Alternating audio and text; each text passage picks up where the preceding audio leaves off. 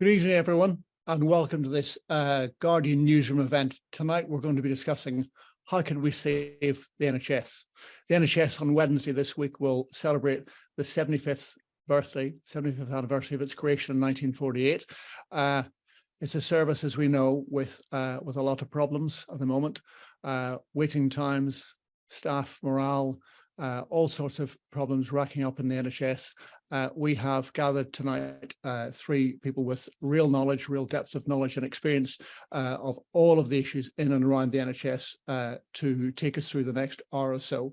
I work at The Guardian as the health policy editor, so I write a lot of our coverage about the NHS. Today we led the paper with the splash story in the front of the paper was some new polling done that shows that about roughly 7 out of 10 of the British public are concerned that charges for NHS care are going to creep in over the next decade or so, which I think is very, very telling. Those large numbers surprised me. We'll be together for about an hour. We're going to have about a 40-minute discussion with myself and the panelists who I'm about to introduce, and then we will open it up to questions. We're very keen to have questions from yourselves. At the bottom of your screen, you should see the format to be able to submit the questions to you. We have some already, but we would like as many as possible. We are going to start. So I'm going to introduce our panel in the order that we're going to hear from them tonight. Initially, we have Anita Charlesworth, who is the Director of Research at the Health Foundation think tank. We have Matthew Taylor, who is the Chief Executive of the NHS Confederation, which represents NHS organisations in England, Wales and Northern Ireland. And we also have Dr. Nishma Manik, who is a GP in Cambridge. So welcome to you all, Anita, Matthew and Nish. I'm very glad you can join us. And thank you all to all of you watching and listening here tonight. I want to get a quick, if you like, a quick health check from the three of you, just to get us going. What's the state of the NHS at the moment? Can you give us a quick health check? Maybe Anita, you kick off. What state is the NHS in as it prepares to celebrate 75 years? A more fragile state than it was at 70. At 70, there was actually quite a big celebration, and after a very challenging decade, there was a new funding settlement, a long-term plan set out by Sir Simon Stevens, and a sense of a little bit of cautious optimism and an enormous sort of public celebration, and I think an immense feeling of pride from staff in the service. At 75, it feels very different. It feels much more fragile, I think, and although the level of commitment to the principles of the NHS from both staff and the public hasn't reduced at all, if anything, strengthened by the pandemic, the confidence that there is, in particular, the most senior level political leadership to secure the future that everyone wants for the NHS, it is really under strain. And in the work that we've done, it shows that actually a lot of people are very concerned that the things that they hold most dear, tax funded, free at the point of use, based on need, not ability to pay, whilst they want those principles to maintain, they may well not be here in 5 years' time. As the poll today shows us. Thank you, Anita. Matthew, what sort of shape's the NHS in? You lead an organisation that represents the leadership of the NHS across 3 of the 4 home countries. What are they telling you? Matthew, we had one chief executive quoted in The Guardian today, unnamed, but saying that he thinks the NHS is, quote, in a death spiral. Is that too dramatic, or is that close to the mark? Well, thanks, Dennis. It was always difficult coming after Anita, because I don't think I've ever disagreed with anything Anita's ever said in her entire life. But well, I think it depends what timescale, short, medium, or long. So in the really immediate term, it feels a little bit better than it did in the winter, because the winter really did feel, absolutely dreadful. And if it weren't for the industrial action, I think we would be making some progress, limited progress, against some of our targets, chipping away at those very long elective waits. So, I speak to leaders every day, and things are relatively calm now, but they're still dealing with very high levels of demand. And in some ways, that's exposing also some really interesting issues that maybe we can get into tonight around productivity, around acuity of illness, which is a really interesting thing. I'd be fascinated to know if Nishma or Anita have got any perspectives on this. People seem to be getting sicker, and that's part of the explanation for why it is that NHS productivity is in such a hole. So short term, just about coping, but that's because, you know, things are always a little bit easier in the middle of the summer, but industrial action is going to have its impact. Medium term, I think things are really tough because of the state of the workforce and the state of the estate, and both those two, and thirdly, social care. So I think the three things which are critical to the success of the NHS, the three legs of the kind of recovery stool, if you like, are workforce, capital, and social care. And at the moment, we've got a plan for workforce, and it's not perfect, but it's a damn sight better than we've had before. And Amanda Pritchard and others should be commended for it. We need now capital investment, and we need social care reform. The problem is all of those things will take time to deliver. So over the longer term, if we did get those three things, I would be a bit more confident, particularly with the scope for, you know, biotech to make a real difference in many ways, particularly on the coming diagnostic revolution. What worries me really, particularly, is the next 2 or 3 years before those kinds of changes can start to shift into gear, because it doesn't feel to me as though the health service is resilient for those 2 or 3 years. And in particular, I worry about staff who are burnt out and who are exhausted, and the long-term workforce plan is not going to make much difference to them for, you know, at least a couple of years. Matthew, thank you. Nishma, how does it feel to you? How does it look to you as a frontline GP? I don't want to sound really pessimistic, but it's really hard at the moment. It's so hard in general practice. I've only been qualified for 6 months, and it's incredibly tough.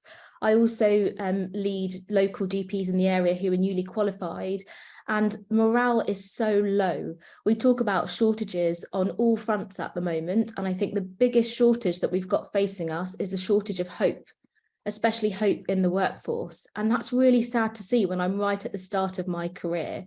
And I think it's because for me, the NHS is like a 75-year-old patient at the moment who's in intensive care. And all we seem to be doing is we see the blood count is low and we pour in blood. And for me, that's like pouring money into secondary care. And what that does is it fixes the symptom for a little while. So things maybe will improve a little bit. The blood count might rise, but it's not fixing the underlying cause. And so that's not a long-term sustainable treatment. So if you actually want to try and sort things out, and I agree with Matthew's list entirely, you need to fix the underlying causes. And I think there are 5 things. I think it's workforce across the board, primary care, social care, prevention, and sorting out the wider determinants of health and the impact of those on people's health. And until we do that, I think the NHS is going to be in intensive care, and I don't know what will happen over the next 10 years and whether it will reach its 85th birthday. That's a pretty gloomy prognosis from you, Nishma, but obviously based on what you and your colleagues are experiencing. Anita, could you give us a sort of a 30-second history lesson, if you like? How did we end up like this? So really, it's a slow, progressive deterioration in the ability of the NHS to meet demand, because overlaid then with the pandemic. So it's really important, I think, to understand that the situation that we've got at the moment is not just the legacy of the pandemic. It's a pandemic on top of underlying structural problems. And the underlying structural problems really have 2 dimensions to them. One, very fundamentally, is that we've got rising demand in common with all high-income countries, because we've got an aging population with rising levels of multi-morbidity, a good problem to have in very many ways. We are living longer, but we're living longer with more conditions. And the wonders of science and medicine is that science and medicine can do a lot then to ensure that we can live well with those conditions. But that means that we need a lot of health service resources. But capacity in our system, staff and physical infrastructure has not kept pace with that. That really started, obviously, with the great financial recession in 2008. And for the first few years, we essentially managed that by bearing down on pay, and not growing those inputs and working everybody harder and working every asset harder, to Matthew's capital point. And it's a bit like in a family where you're a bit short of cash and you don't service the car. You could get away with it probably for 1 or 2 services, but then actually after a while, all sorts of really big problems start to emerge. So we've got this capacity challenge, and all of our measures of waiting times and access were going in the wrong direction before the pandemic. Then you overlay the pandemic on top of that, which is both additional demand pressures, different types of demand pressures, but also has reduced the resilience of staff completely understandably. So it adds to the demand, and it challenges the resilience on the supply side. Alongside that, which is a big challenge in itself, where, if you like, the demand and supply, I'm an economist, are out of balance, you've also got, not only is the amount of need increasing, but the way we need to respond to need has to change. So in a model of care still that is fundamentally rooted in the type of illness paradigm that we had at the foundation of the NHS, which was about episodic reactive care after people become ill. And the burden of disease that we've got is long-term chronic conditions, and it's frailty and old age, and in particular mental health added to that. And we need to be a service and a system that is able to move everything upstream, to diagnose earlier, to manage more proactively, to manage in the community. So we're trying to do a big structural shift in the way we provide care, bringing together lots of different services. People have talked about social care, primary care, prevention, harness the power of new technology that changes that, deal with medical advance whilst demand and supply don't match. And in a way, it's not that each one of those we could possibly do. What really makes this so overwhelming, I think, that leads people to feel that they just can't see a way through, is trying to do all of it at the same time. Thank you. Matthew, when you are talking to the men and women who are the chief executives and the chairs of the various sorts of NHS trusts we have across England, acute trusts, ambulance trusts, mental health trusts, community trusts, specialist trusts, what, particularly the ones who've been around a while, been in leadership positions for a while, when did they say things began to change? Because I remember, I'm middle-aged, but I remember not that long ago when the NHS was actually in very good shape. What happened? Yeah, and also I should say, Dennis, we represent systems, ICSs, and primary care as well. So we look across the whole of the system in England and Wales and Northern Ireland. Well, I think Anita is right. I think that we had the period of so basically this is a story of Labour's investment, and Labour made mistakes. You know, I think if you went back, Labour would have done things differently. But nevertheless, in the end, the sheer kind of power of investment, turned the dial. We then had, really severe austerity. We had growth in health service spending at less than half the rate that you need to have to sustain the health system. Then we got, as Anita said, there was a kind of recognition that things were getting quite bad, and Simon Stevens kind of twisted the arm of Whitehall, made himself the most unpopular man in Whitehall in so doing, but twisted the arm of government and got that extra money. And then COVID hit, and COVID hit before we've been able to recover. And the other thing is that COVID hit as we were starting to do some of the things that Anita's talking about, and it completely ruined our ability to do those things. And in particular, this shift that is sometimes called the leftward shift or the upward shift of resources. And so, one of the most notable kind of statistics about the health service is that we committed And everybody signed up to this, including, I would say, acute leaders. So the leaders of acute hospitals recognise as much as anybody else the need to achieve this shift. So we all recognise we needed to do it. And in the years, actually over the last 10, 15 years, Anita will have the statistics at her fingertips, we've reduced the number of full-time qualified GPs, and we've increased substantially the number of hospital consultants. Yet our productivity, so one of the things that leaders say to me most consistently at the moment is they have more staff, which is ironic, in relation to Nisha's point, because actually there are more staff in hospitals, but they're treating fewer patients. And that is something I think it's really worth. I'd be really interested in Nishma and Anita's kind of perspective on this. I think it's something to do with staff burnout. That's a part of it. It's something to do with the fact that we haven't modernized, as Anita said.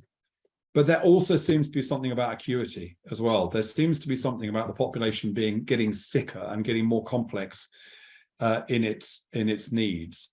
So what the leaders I speak to are saying to me is that it's extremely tough, that they're committed to trying to recover stuff, that if the strikes weren't taking place, they'd be able to make a bit of progress. But they're dismayed at the fact that it seems to be so hard to be able to get the outcome, to even to undertake the activity they want to undertake.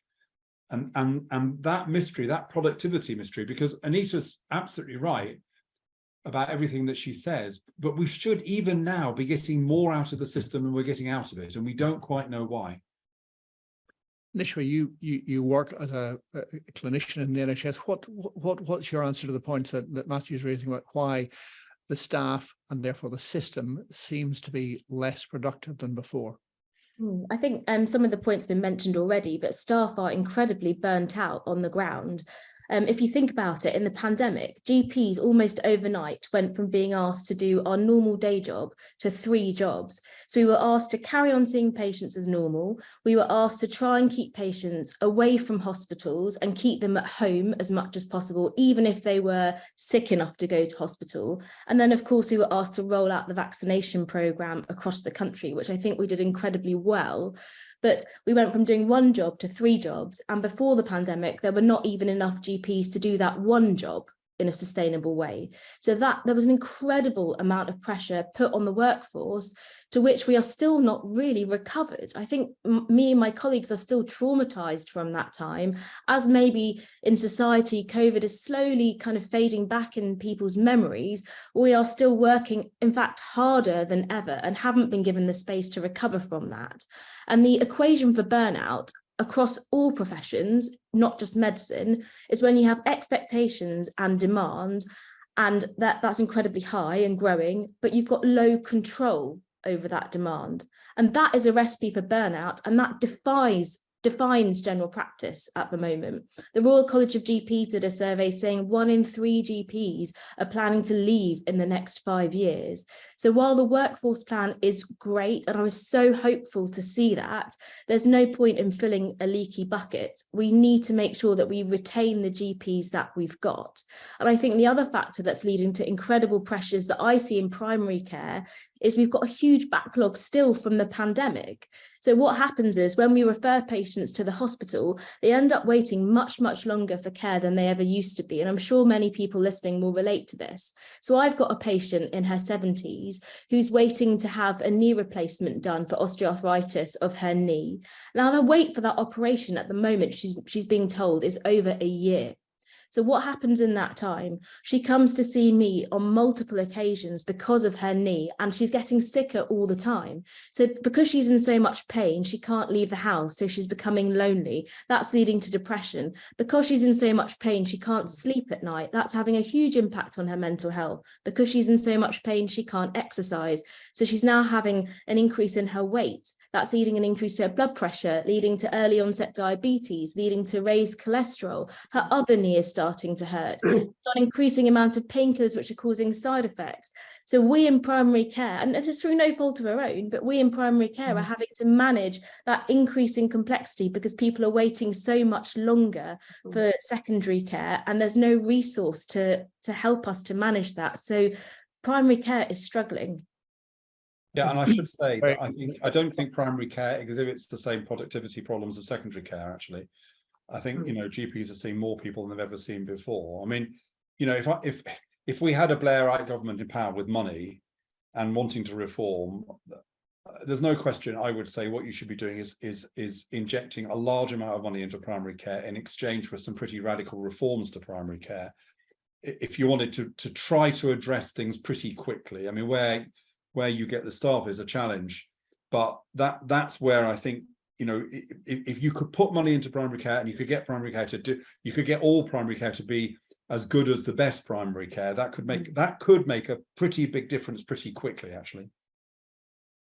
Dennis, I could answer part of Matthew's question about why have we got more staff, and we've actually got 10% more staff in hospitals now than we had just before the pandemic, but we've got around 800,000 people a year fewer being treated. So this is a big kind of puzzle, but actually it's, as you start to look into it, it looks like the puzzle has three key kind of contributory factors. One is that one of the things that's really important in terms of how many people we can treat in our system is how long they stay in hospital. Yeah. And in the decade before the pandemic, people stayed on average a day less. We reduced how long people were staying in hospital. We were moving them through hospital really quick. That's really good for health service. It's also really good for individuals because staying in hospital, you pick up other infections and you decondition. Yeah. That average length of stay has now gone into reverse and people are staying for longer, which is a combination, I think, to Matthew's point and Nishma's point, that when people arrive at hospital now and they are admitted, they're sicker. And they're both, I think, physically, there are issues. They're also, I think, coming out of the pandemic, less independent, and a lot of the social infrastructure and social support that was around that helped people to function, that helped people to get home. I think a lot of that is also very frayed, which is getting people home in a timely fashion harder to do. Yeah, so that's becoming really difficult. And the social care, but also nursing in the community is also part of that because people need more support now to get back home than they would have done. And so our hospitals are pretty gridlocked, which is what the regulator, the CQC, said. Yeah, so we've got big problems there with not being able to discharge people. So the flow in is gridlocked. Second thing is the staffing issue. And we've obviously got sickness, absence, burnout, stress. But the other thing we've got actually is we've lost over recent years a lot of very experienced staff. And we've had high turnover, which has broken down a lot of the connections in teams. Yeah? And care is delivered by really well-functioning teams, yeah, who know each other and work together. And there's also quite a lot of evidence that if you're more experienced staff, you tend to do less to people. You're a bit less risk averse. Yeah, I mean, that's the natural thing that comes with experience. And so when you have a less experienced staff, then that's also an issue. And then the third thing that the work points to really is, and this is going to be, it sounds something that we don't often say, that we probably haven't got enough management resource in our system. And also a lot of and that's not just managers, but things like good data analytics, proper data infrastructure, technology, really good systems and processes that support all of those things, I think, are creaking. So those are the ingredients that the sort of work suggests are going on. But when you start to think about that, they're all complex, interrelated things, which means turning around that productivity puzzle will be really quite challenged because it points not to individual parts of organisations failing. Each individual part of organisations is at the moment working really hard. It's when you put all of that together, it doesn't work as a whole. Nishma, a few moments ago, you told us a very sobering story about the patient of yours. Can you just paint a picture for us again of kind of what this rising tide of illness is that is one of the big stressors on the NHS? What illnesses and how they're manifesting themselves? So I think mental health is a huge thing that we're seeing more and more of in general practice. And maybe, I don't know, but it might be a result of the pandemic. Again, people have been through incredible trauma. I think over time as well, you've also noticed a breakdown in societal structures and in nuclear families. So people don't seem to have the same support around them that they used to have. So whereas people maybe went to their vicar or their rabbi or even spoke to a friendly librarian, whoever it might be, or nuclear family that have moved away, they don't have people around them to speak to, particularly the elderly population. So an incredible rise in mental health conditions, even in young people as well, who have perhaps been out of work during the pandemic, are trying to find their feet. Maybe they're also working from home, so they don't have the team structures that they used to have at work. So a huge rise in tide of mental illness. And the problem with that is it requires things to do that well as a GP. I need things that I can't have, which is long appointments and continuity with these patients. Two things that I need to really make a difference to patients with mental health problems that we just don't have the resources to have. The other thing is, I'd say, so mental health, definitely. And secondly, there's a huge rise in conditions which you feel have preventable components. So there's a rise in obesity and conditions related to that, like diabetes, raised blood pressure, heart disease, an increase in people drinking and smoking again. So we're seeing a huge rise of those preventable conditions as well.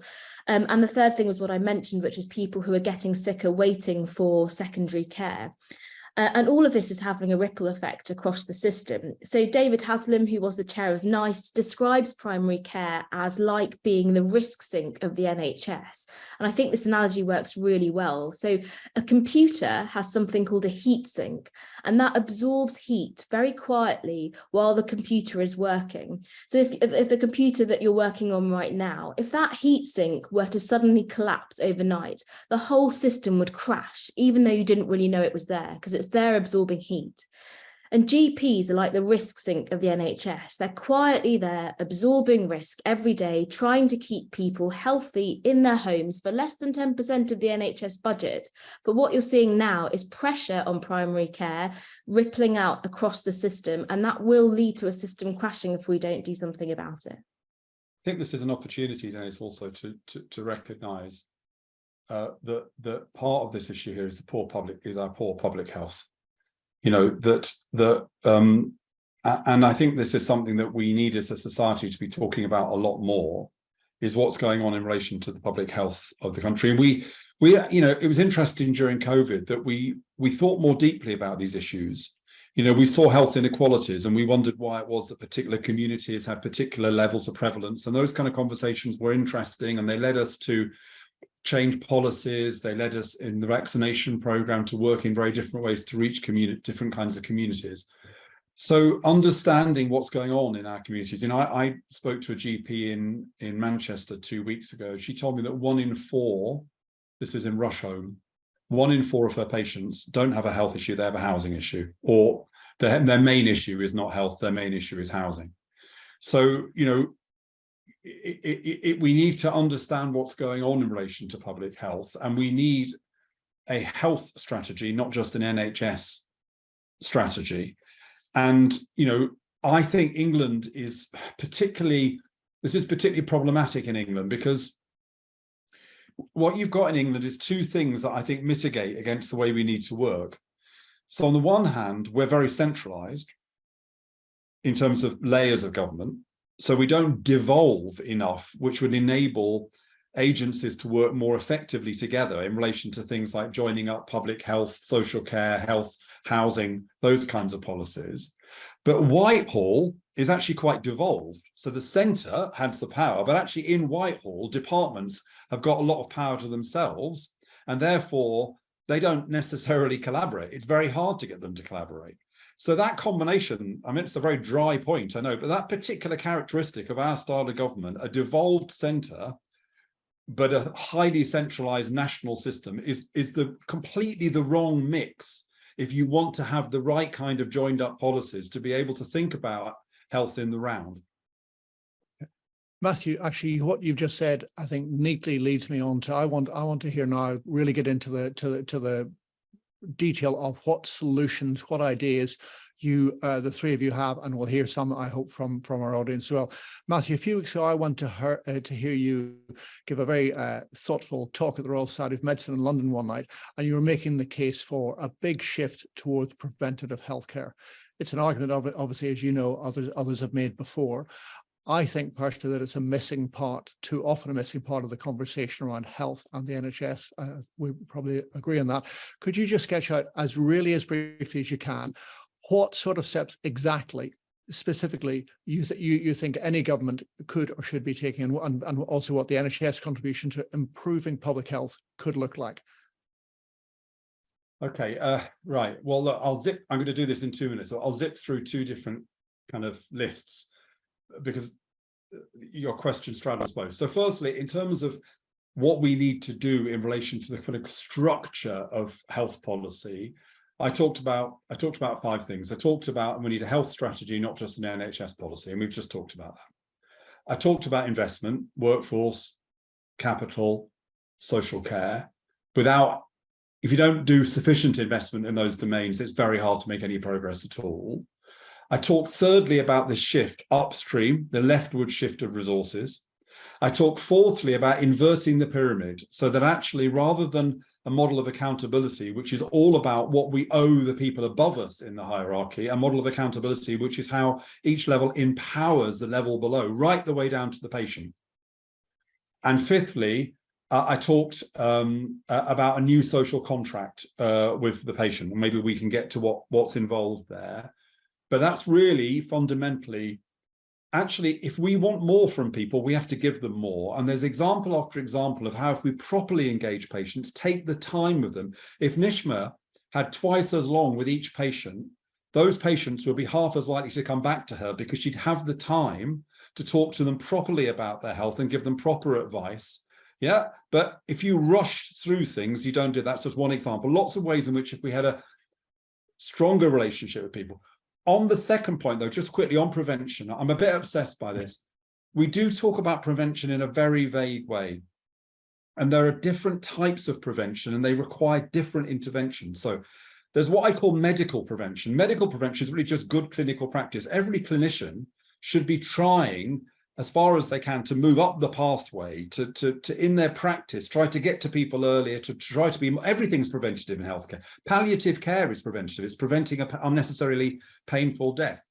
So medical prevention. Then secondly, there's environmental prevention, which is, smoking regulation, gambling regulation, stopping chicken shops being outside secondary schools, all that stuff about the environment that makes us sick.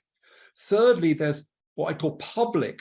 And that's about how do you persuade the public to make wise choices about lifestyle, about diet, increasingly about diagnostics. How do we make sure that everybody takes advantage? In 3 years' time, I suspect we will all be able to have a test every 6 months that will reveal whether we've got most major illnesses. So how do we make that opportunity available to all? And so that's a public thing. And then finally, the social determinants. So how do we make people for whom health is not their number one priority? Housing associations, schools, Job Centre Plus, all of them employers care about health and recognize the contribution they can make to health. All of those domains are rather different. They require different kinds of interventions. So I've got to the stage where when people talk about prevention, I just want to unpack it. Okay. Listen, thank you all for your contributions so far. I want to throw out the first question. With some questions rolling in. We've had some good ones already. Here's one, and I just want you all to give me sort of a really short answer to this. Someone attending called Anne says, should we, realistically, costs of healthcare will only go up. Technology becomes more and more expensive. We're all living longer. We're an aging population. Should we accept that we need that we need to pay more money and expect less from the NHS? So more tax, but expect less. For example, sort of what some people call the rationing of healthcare. Is that the inevitable future, given the state of public finances and the stretched workforce? Anita, briefly. I do think we're going to pay more. That's happened over the last 75 years, and that's happened in every high-income country. And I don't think we should worry as much, oddly, about that, because in essence, the point of society becoming more prosperous is that we can use that prosperity to improve our lives, and good healthcare contributes to that. The big problem that we've had is that we've had over 10 years of no economic growth, which has made it really, really difficult to afford the NHS. I also think that if we use the money well, we could get a lot more out of it, you know, in terms of, so we are that leftward shift that Matthew talked about, and also is one of it, but also the NHS is at the shocking foothills of the digital and technology revolution. It's one of the absolute mysteries, isn't it, that in clinical science often it's at the forefront, that in the basic way we run the system, you know, with staff who don't have functioning computers that take forever to log on, you know, and no one can see full patient records in so many cases. All of those sorts of issues are, you know, ripe for making really big gains. But what we need there is to invest in the capital to allow that to happen. So there is an upfront spend to modernise. Okay. Nishwa, could you come back on that as well? I mean, you know, we've seen access to NHS dental care be eroded across the UK. The BBC found out recently that 9 out of 10 dental clinics are not across the UK are not accepting NHS patients anymore. Could you see other NHS services going that way? The former head of the Royal College of GPs last year floated in the public domain his concern that general practice could go like that. We're seeing more people going private for different sorts of healthcare and diagnostics as well. Do you think it's realistic, given the state of the public finances, to expect the NHS can continue doing what it does and doing more? Yeah, I think it's a really interesting question and a very tricky one. I think definitely in terms of expecting less, I think it definitely needs some debate. The NHS has always had 3 principles, which are that it's high quality care, it's free at the point of use, and it's comprehensive. But can it continue being all 3 of those things as we go forward and as costs continue to rise? I'm not sure. I think it needs trade-offs, and the one that probably needs some debate at least is its comprehensiveness. So what does that actually mean? Does that mean it needs to meet all needs and all demands? I don't know, because budgets are finite and yet expectations and demand are infinite. So at the very least, I think we need more of an active conversation with the public about what the NHS is there to do and how we can maximise benefit for the population. That brings us neatly, Matthew, to what you mentioned a minute ago, which is your idea of a new social contract. Briefly, what do you mean by that? I simply mean that many of the things that we need to do in the health service, which will make us more efficient, are things which require patients to be more active participants. So anticipatory care, which is the process where people with their families indicate how they want to spend the last years of their lives. I mean, I spoke to a hospital chief executive the other week, and I said, what's the one thing that you'd like to change? And he said, the one thing I'd like to achieve is that nobody is dragged into an A&E in the last year of their life for virtually no medical purpose. They come to a dangerous place. It's, so we're over treating people in that example, but that's sitting down with a patient that someone like Nishwa might do with somebody and say, look, how do you want your care to be structured? And how can we reassure you that there will be care if you need it, but actually let's agree you're not going to go back into A&E unless there's, if we can possibly avoid it. Virtual care, people being treated more at home, that's growing, real opportunities there, I think could help us with Anita's issue about people being stuck in hospital too long. I think if people get used to that model, they might be able to leave a bit earlier, etc., and stay out. But again, to be treated at home means a pressure on you and your family and all of that. There's something called patient-initiated follow-up, which is you don't get an automatic outpatient's appointment, you have to ask for one, and the assumption isn't if you don't ask for one, then you won't. All of these things require a different kind of conversation, and we need to do that. And I see lots of examples. I mean, I'll give you 2 to quickly finish. My sister-in-law, she was warned that she was on the edge of getting type 2 diabetes. She drank nothing but soup for 2 months, started to do couch to 5K. She's fit as a flea now, and she's very happy. But the interesting thing is, when I asked her about the process, at the end I said, would you be willing to work with 3 other people who were at the beginning of the journey. And she said, I'd love to be asked to help other people who went through what I went through. Or a final example, in a south of England system, they invited everyone on the musculoskeletal waiting list into a session with clinicians. They spent a whole day with them, talked to them about their condition, how they could deal with it. At the end, 50% of the people came off the waiting list voluntarily. So they'd had their question answered. They didn't need the outpatient appointment, or even they said, I don't need an operation. Actually, I think I can manage this myself. So there's all these ways, they're all quite micro, but actually if you put them all together and you said, actually, by engaging patients and their families as partners, we could probably do less and achieve more. So that's the conversation I want us to start having. It's not about waving our finger at people, telling them off or denying them services. It's about empowering and engaging them and giving them a sense of agency. Another question, Holly says, the NHS is such a positive force for this country, but if people are losing faith in it and being forced to start going private, that's pretty serious. Could that be terminal? Nish? So I did start out with quite a pessimistic statement when we opened this, but I do actually have hope. I have hope because we have a really good system.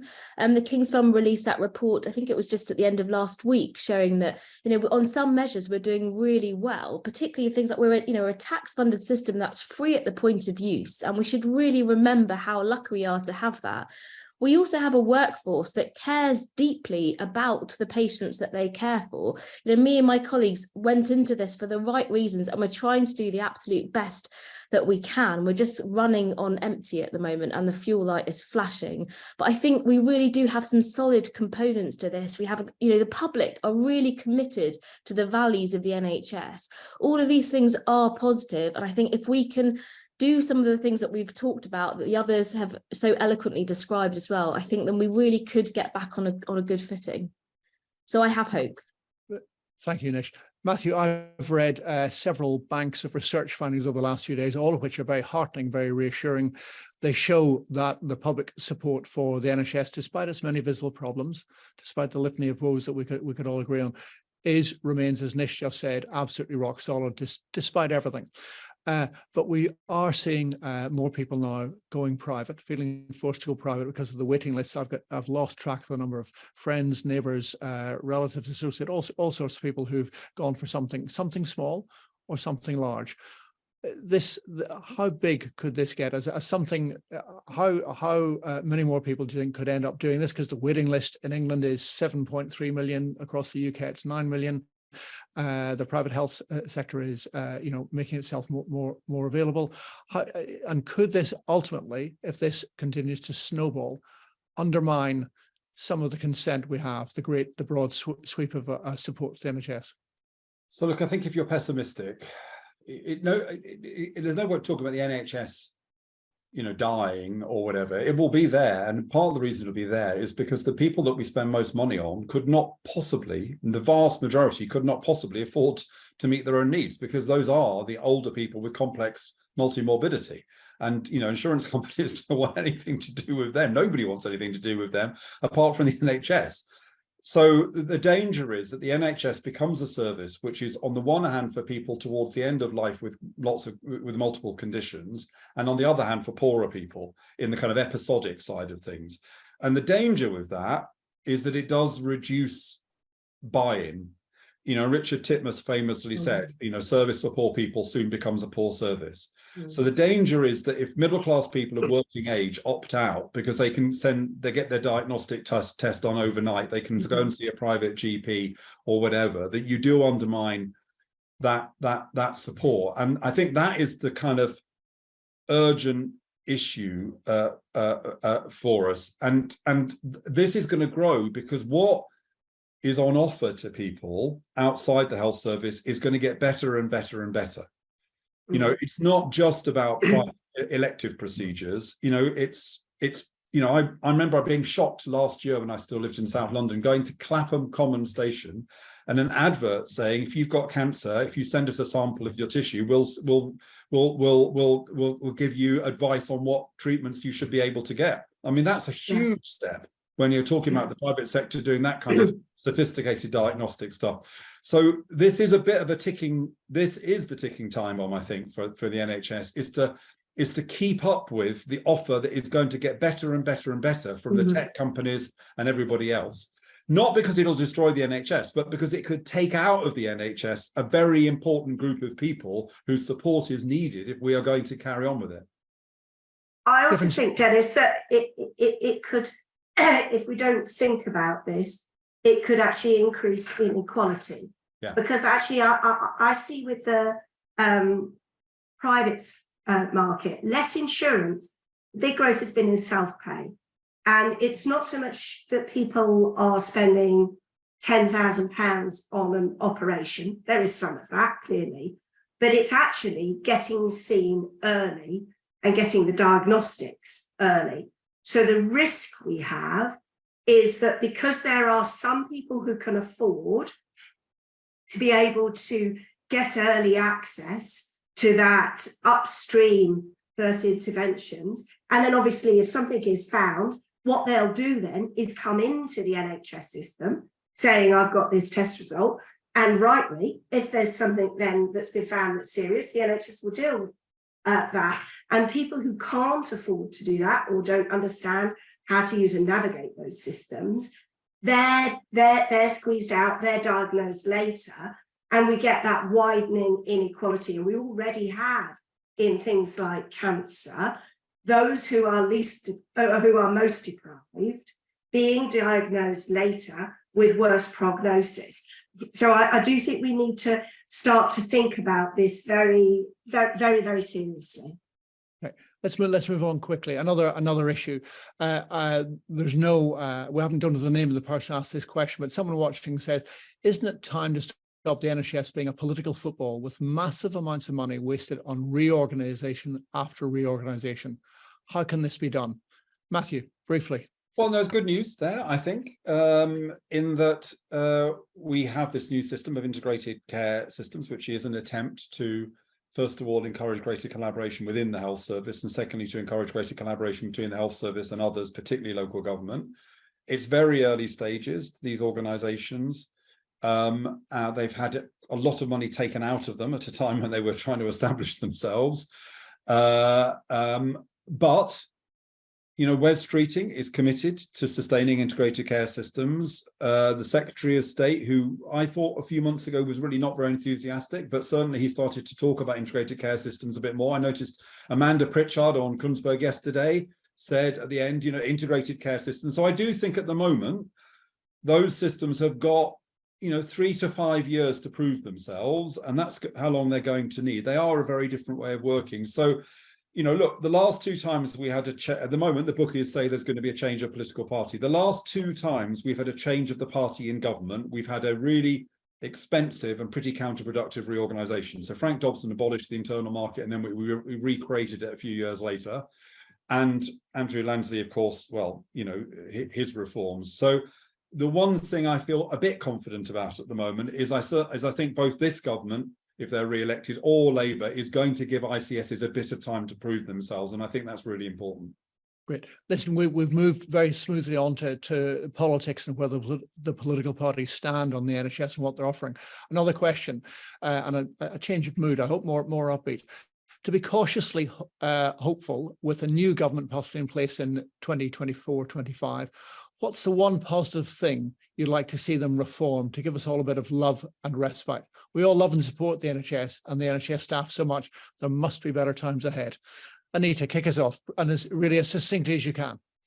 Yeah, big capital investment programme to build a real network of modern facilities with all of the diagnostics and the technology in communities, so the sort of fully functioning, really rounded modern primary care with community nursing and social care, school nursing hubs, mental health hubs are all there for people, to finally create a place and a hope for all those things that we've talked about for 20 years. And I know we're going to be really in difficult economic times.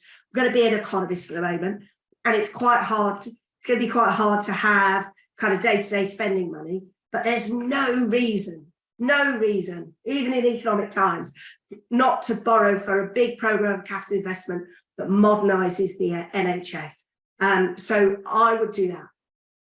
Nish, what would you like to see the next government do, whoever they are? So I'm a bit of a broken record, but invest more in primary care. I'm really tired of hearing politicians when they talk about the health service saying schools and hospitals.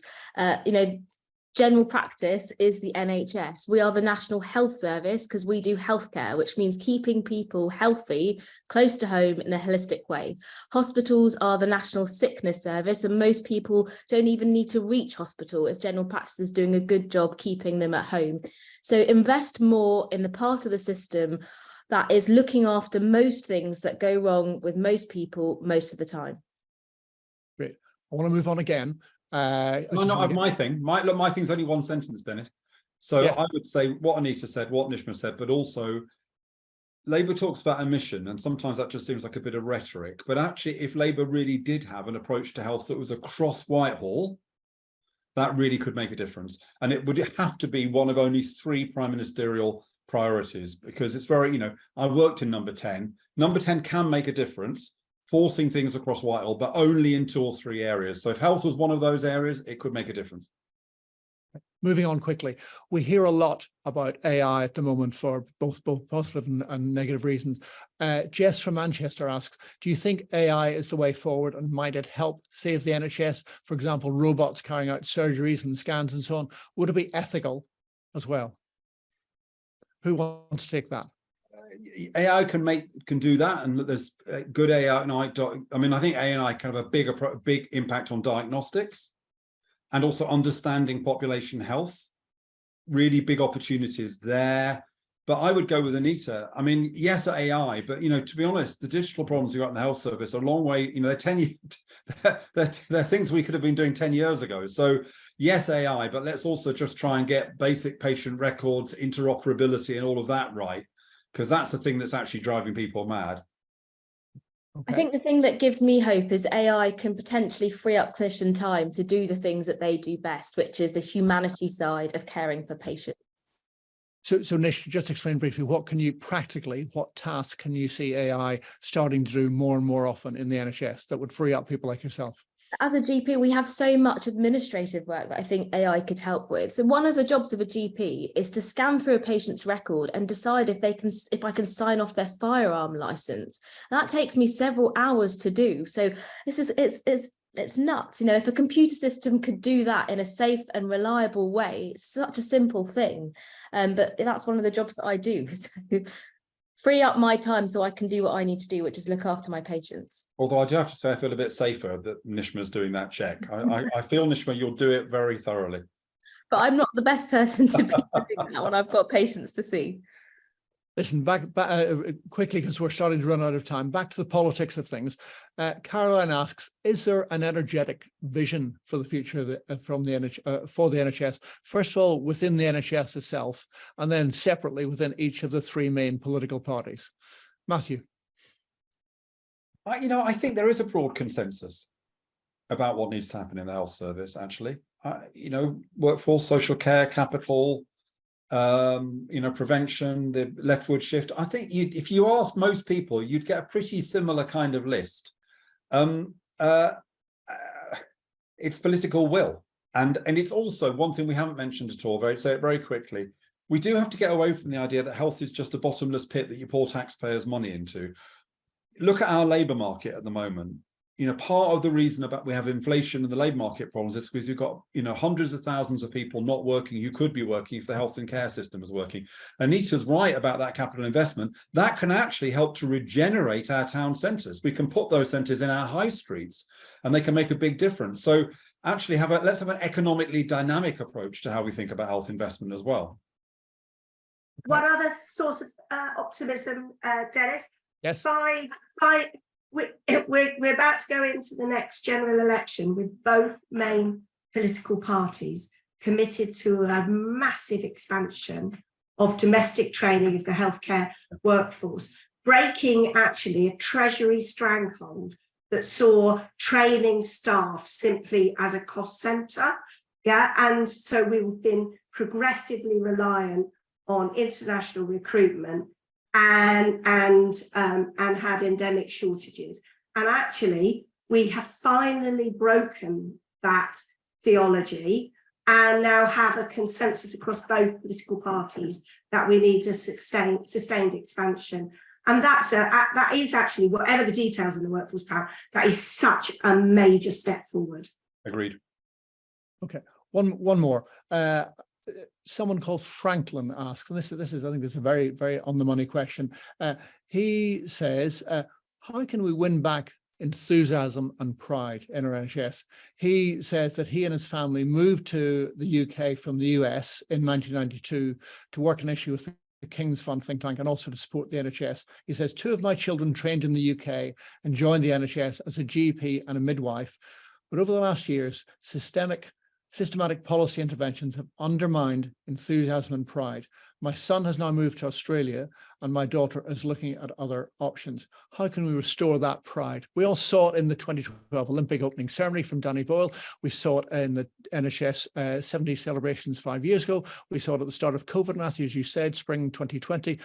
Where's it gone and how can we get it back? Nish. I think you've got to look after the workforce. I mean, that story resonates so much. My husband is a doctor and he sadly left the NHS a year ago and has gone to work in research. And I think others will follow suit. I've had friends in my early 30s, I've been qualified 6 months, and I've had peers at the same stage of me leave a few months into starting their jobs as GPs. We've got to look after the workforce. If you're going to tell bright young graduates that when they qualify as a doctor, they're going to end up working with inflexible rotas, maybe they can't even attend their own wedding, you're going to pay for parking, you won't get a locker, so you have to change in your car, you won't get tea or coffee, you won't get food at night. You probably won't know your boss's name and they won't know yours, going back to Anita's point about team structures breaking down. We have normalised abnormal working conditions in the NHS and we've got an ageing population. We also have an ageing workforce. So if we want to entice bright young graduates into the medical profession and restore pride, we need to sort out looking after them at the most basic of levels. Great. So I 100% agree with Nishma, and I would just end by saying that the leaders I speak to, the inspirational leaders, all know that it starts and finishes with engaging and inspiring their staff. Listen, we are, it's on 9 o'clock, so we do need to finish up. I want to ask you all, for the three of you, for some closing thoughts. What do you think it will take to, we're going to have a big hullabaloo on Wednesday, rightly. The NHS is a hugely important organisation, written deep in the psychological DNA as well as the practical life of this country. We're going to see a big service of sort of Thanksgiving and celebration at Westminster Abbey for staff and volunteers. What do you think? So the NHS will turn 75. What will it take for the NHS to recover from the sort of the woes it's facing at the moment and be sustained, so that in another 25 years we may all be here with slightly greyer hair discussing NHS again? What will it take? Anita?